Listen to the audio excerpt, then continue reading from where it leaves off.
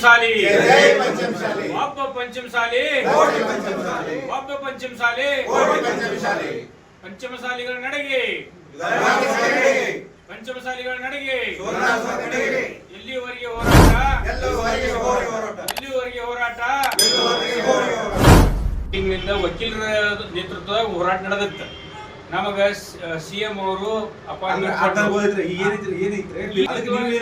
ಶಾಂತಿಯುತವಾಗಿ ನಮಗ ಹೋರಾಟಕ್ಕೆ ಬಿಟ್ರಂದ್ರೆ ನಾವು ಉಪವಾಸ ಸತ್ಯಾಗ್ರಹ ಕುಣಿತೀವಿ.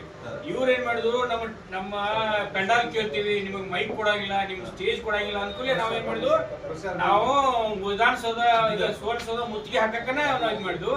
ಈಗ ನಮ್ದು ಏನೈತಿ, ಈಗ ಶಾಂತಿಯುತ ಹೋರಾಟನ ಐತಿ ನಮ್ದು. ಈಗ ಸದ್ಯ ನಂತರದ ಒಂದು ಕಾರ್ಯಾಚರಣೆ ಸರ್ಕಾರ ಅಲ್ಲಿ ಯಾವ ರೀತಿಯಾದಂತ ಅವ್ರು ಇದನ್ನು ತಗೋತಾರ, ಯಾವ ರೀತಿಯಾದಂತ ತೀವ್ರತರ ಸ್ವರೂಪ ಪಡ್ಕೊಳ್ತೈತಿ ಅದ್ ನಮಗೂ ಗೊತ್ತಿಲ್ಲ.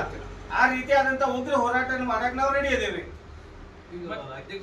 ನಾಳೆ ದಿವಸ ಏನ್ ನಮ್ಮ ಶ್ರೀಗಳ ಒಂದು ನೇತೃತ್ವದೊಳಗೆ ಸರ್ಕಾರಕ್ಕೆ ಒತ್ತಡ ಹೇರುವ ಸಲುವಾಗಿ, ನಮ್ಮ ಬೇಡಿಕೆಯನ್ನು ಈಡೇರಿಸುವ ಸಲುವಾಗಿ ನಾವು ಏನು ಮುತ್ತಿಗೆ ಕರೆ ಕೊಟ್ಟಿದ್ದೀವಿ, ಆ ಮುತ್ತಿಗೆಯನ್ನ ಹತ್ತಿಕ್ಕಬೇಕು, ನಮ್ಮ ಹೋರಾಟವನ್ನು ಹತ್ತಿಕ್ಕಬೇಕು ಅನ್ನುವಂತ ಈ ಸರ್ಕಾರ ತಂತ್ರಗಾರಿಕೆ ಮೊದಲಿಂದನೂ ಮಾಡ್ಕೋತ ಬಂದೈತಿ, ಈಗ ಅದು ಮಾಡಾಕತೈತಿ.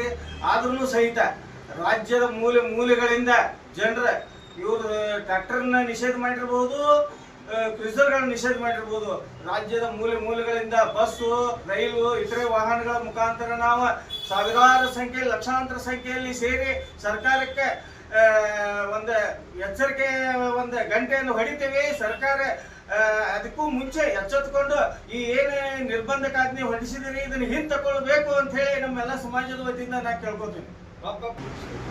ಮಾಡಿ ಅಲ್ಲಿ ತಲುಪಿ ಅಲ್ಲಿ ಯಾವ್ದೋ ಕಾರಣಕ್ಕೂ ಸಹಿತ ಸರ್ಕಾರ ನಮ್ಮ ಬೇಡಿಕೆಯನ್ನು ಈಡೇರಿಸಿದ್ರೆ ನಾವೆಲ್ಲರೂ ಸೇರ್ಕೊಂಡು ಸುವರ್ಣಸೌಧಕ್ಕೆ ಮುತ್ತಿಗೆ ಹಾಕ್ತು ಅನ್ನುವಂತ ಸ್ಪಷ್ಟ ಸಂದೇಶವನ್ನ ನಾವು ಗೋಕಾಕ್ ತಾಲೂಕಾ ಅಖಂಡ ಪಂಚಮಸಾಲಿ ಸಮಾಜದ ವತಿಯಿಂದ ಮತ್ತು ಪಂಚಮಸಾಲಿ ವಕೀಲರ ಸಂಘದಿಂದ ನಾವು ಇವತ್ತ ಈ ವೇದಿಕೆ ಮುಖಾಂತರ ತಿಳಿಸ್ಲಿಕ್ಕೆ ಇಚ್ಛೆ ಪಡ್ತೀವಿ. ಶ್ರೀಗಳು ಹೇಳಿದ ಏನಪ್ಪಾ ಅಂತಂದ್ರೆ, ಈ ಉತ್ತರ ಕರ್ನಾಟಕದಾಗ ಏನ ಈಗ ಸುವರ್ಣಸೌಧದಾಗ ಅಧಿವೇಶನ ನಡೆಯಾಕತ್ತೈತಿ.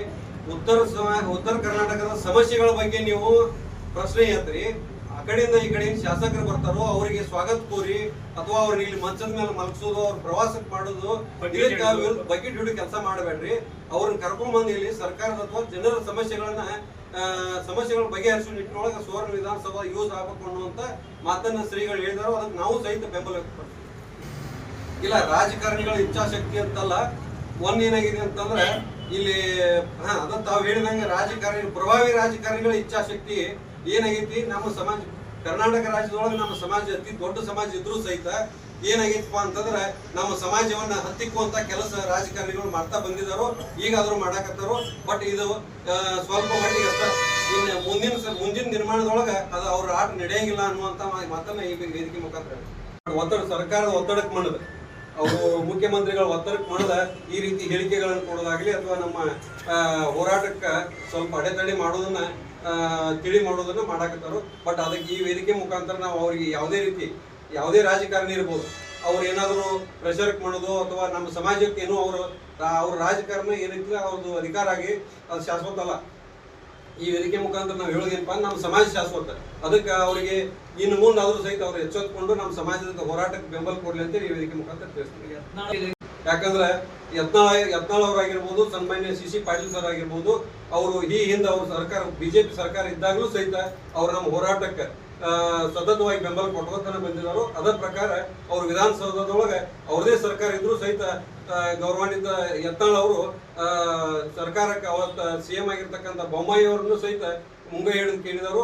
ಅದರ ಪ್ರಕಾರ ಯಡಿಯೂರಪ್ಪ ಆಗಿರ್ಬೋದು, ಬಿಜೆಪಿ ಹೈಕಮಾಂಡ್ ಆಗಿರ್ಬೋದು, ನಮ್ಮ ಸಮಾಜದ ಮೀಸಲಾತಿ ಒತ್ತಾಯವನ್ನ ಅವ್ರು ಮಾಡಿದರು. ಅವ್ರ ಬದಲು ಏನು ಪ್ರಶ್ನೆ ಇಲ್ಲ. ಅದಕ್ಕೆ ಈಗೇನು ಕೆಲವೊಂದು ವ್ಯಕ್ತಿಗಳು ಒತ್ತಡಕ್ಕೆ ಮಾಡಿದ ಏನು ಹೇಳಿಕೆ ಕೊಡೋದು ಅವ್ರಿಗೆ ವಿನಂತಿ, ಈಗಾದ್ರೂ ಟೈಮ್ ಇರಿಲ್ಲ, ಅವ್ರು ನಮ್ಮ ಹೋರಾಟಕ್ಕೆ ಬೆಂಬಲ ಕೊಡ್ಲಿ ಅಂತ ಕೇಳ್ಕೊಡ್ತೀವಿ. ಈಗ ಪ್ರಶ್ನೆ ಬಂದಿರೋದು ಅಂತಂದ್ರೆ ಇಡೀ ನಮ್ಮ ಅಖಂಡ ಪಂಚಮಸಾಲಿ ಸಮಾಜಕ್ಕೆ ಪ್ರಶ್ನೆ ಬಂದಿರೋದು ವಿಜಯಾನಂದ ಕಾಶ್ಯಪ್ನವ್ರು ಅವ್ರದನ್ನ.